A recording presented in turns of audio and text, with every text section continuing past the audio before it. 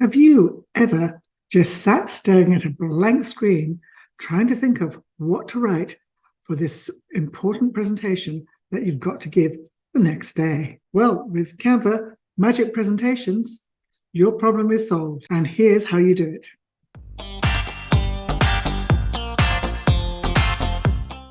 Hi, I'm Kim from Be Your Own Graphic Designer and a Canva champion. And what I'm going to do today is go through the details of just one of the new features that Canva's recently added to its portfolio to make your design life even easier. Let's go over to my Canva design screen and take a look. This is the new version of the Canva design screen. And I just had to run this over for you because you can see the magic stardust twinkling over all your different options. And the new features, so you can discover the magic that was presented in Canva Create. And I will put a link to the Canva Create presentation below this video. So you can watch the event, explore Brand Hub, which is a new one, discover Translate, Magic Write, I've already done a video on, and I'll put a link to that video below here as well. Magic Edit and Eraser, I'll be doing a recording on that soon. And Magic Presentations, the other ones that you can have.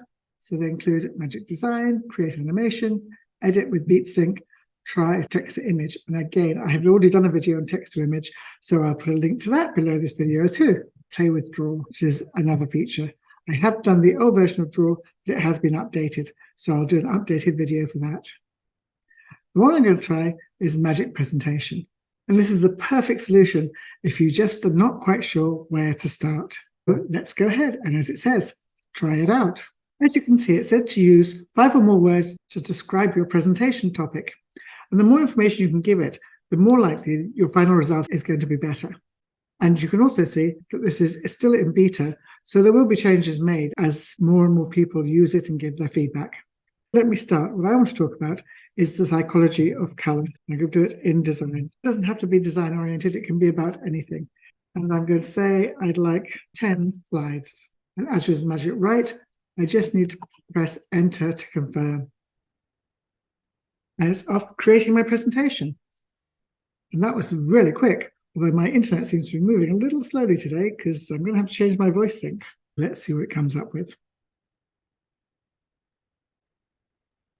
You can see this is the first one. I'm not sure how much I like that. It's a bit green for my colors, but of course we can change all that. And there's this one. And then you've got these template styles. I'm going to click on see more here and run your style and see what it comes up with.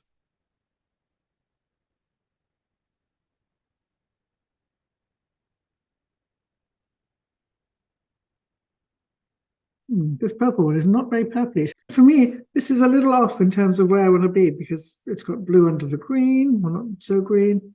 It's got the yellow right, it's got blue right, it's got red, but it's not really telling you the story. Let's see what else we've got so we can choose a palette.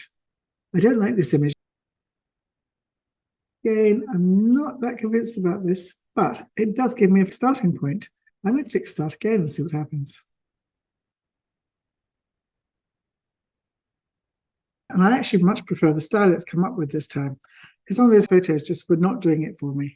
My advice is just try it again until you get something that you feel is more in line with what you want. And some of these are much more like our Be Your Own Graphic Designer style. There's this one as well. Let's have a look at this.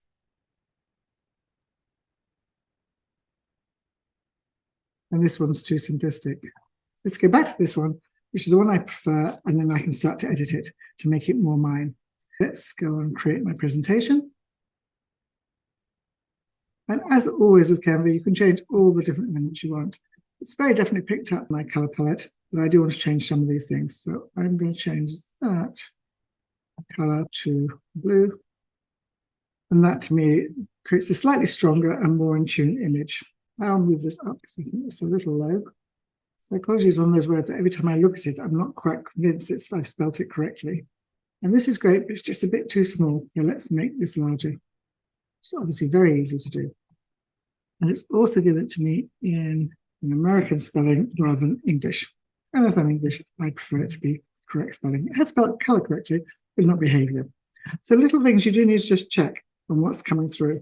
Again, I've made that larger. I think it needs to make it larger still. Oh, it's spelled behavior correctly this time. This has been grouped. I'm going to ungroup it and then click out again. Click back on this and then extend this box so the headings on just 2 lines. And then let's center that. It has picked up all my fonts, which is great. And I'll probably put this into Architect's Daughter as a subheading. So my document fonts, make that bigger. Now, Architect's Daughter is one of the fonts that's quite hard to read if it's too small. It will definitely need to be made larger. Oh, behavior's gone wrong again.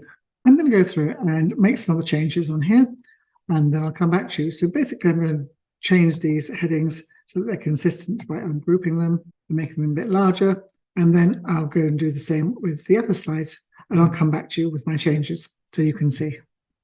Created designs quite a lot now and made sure that they're correct, and did find that I had to go back through and check all the text that was in Century Gothic, as it had colour spelt incorrectly, very consistently, but incorrectly. I'll go through the changes I made now, and you'll see I've changed a lot of the images and a lot of the colours. Let me just present this to you now. The consistent error that I found is that all the word colour and behaviour in the Century Gothic font, the smaller font, was actually spelt incorrectly. It was spelt the American way rather than the English way. But in all the headings, it was correct. I'm going to report that back to Canva. You can see I've just put some more colour into it and more images. My personal choice would be to not have as much text, but it does help to tell a story, so I'm quite happy to leave it as it is for now. But I've just tried to find some stronger images that I preferred. It is all down to personal taste, and that's the idea of this, is that you get an outline, but then you personalize it. Otherwise, you'll just lose your own voice and your own style.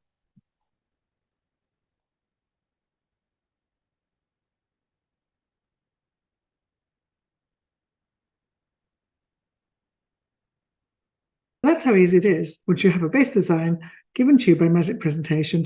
As Canva says, it is still in the very early stages. I'm going to report it by just clicking on this, and it comes up with the report content. And I think it would really help Canva and make the improvements happen even faster if we all make the effort to do this. I'll carry on filling out this form, but I'm not going to make you wait. It's the very early stages of this technology. Please use it with an open mind. It certainly gave me the content. The design I wasn't as convinced about, but I think that will just come with time. I hope that helps, and I'll see you next week.